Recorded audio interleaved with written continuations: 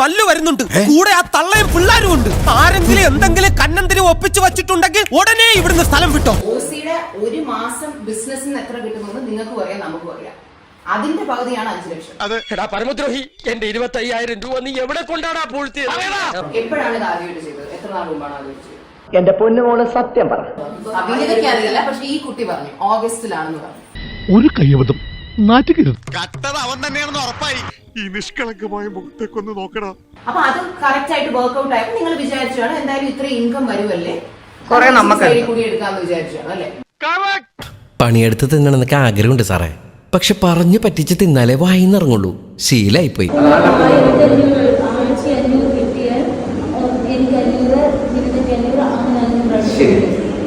അപ്പോ ഈ ഞമ്മളൊക്കെ ചതിക്കായിരുന്നല്ലടി. ക്ഷമിക്കണപ്പാ. അപ്പൊ നിങ്ങൾ എന്ത് വിചാരിച്ചു? നിങ്ങളുടെ ഒരു കുറ്റബോധം തോന്നി? കുറ്റബോധം തോന്നിയോ? എന്നിട്ടാണോ ചെയ്തോണ്ടിരുന്നത്? പറ്റിപ്പോയി സാറേ, പറ്റിപ്പോയി.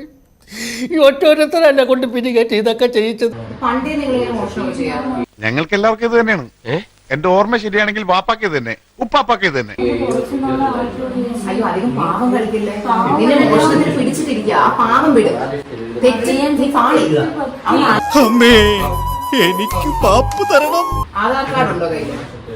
ഇതൊക്കെ എവിടെ കൊണ്ട് ഒളിപ്പിച്ചു ശരിയുള്ളൂ? റേഷൻ കടയില് ലിസ്റ്റിലുണ്ടോ കുട്ടി? 5,000, 10,000, 50,000 അല്ല മുടച്ച വീട്. ഒരു 25 ലക്ഷത്തിന്റെ തിരിമറി കൂടുതൽ നടത്തിയിട്ടിരിക്കുകയാണ് ഈ 3 കള്ളികൾ. ഈ കഴകെട്ടന്റെ കുടുംബത്തിൽ കയറ്റത് ഞാൻ പറഞ്ഞ എന്തായി? കാര്യം പറയും, എന്താണ് ചെയ്തത്? സ്കാനർ വേറെ, നിങ്ങളുടെ സ്കാനർ, നിങ്ങളുടെ കോഡ് നിങ്ങൾ സ്കാനറായിട്ട് പ്രിന്റ് ചെയ്ത് കടയിൽ.